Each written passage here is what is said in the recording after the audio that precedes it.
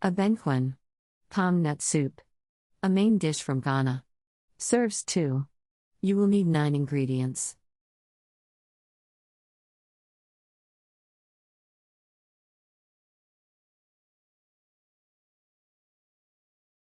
Step 1. In a large, heavy stew pot, boil the palm oil for 10 minutes.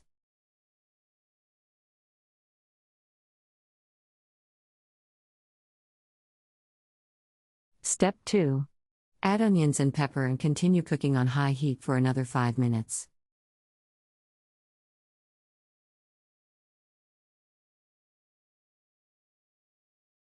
Step 3.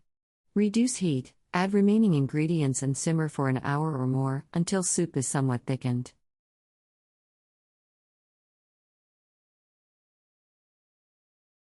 Step 4. Stir from time to time. If there is too much palm oil on the surface for your liking, skim it off with a large spoon before serving. Country Reports, Culture, Countries, Travel.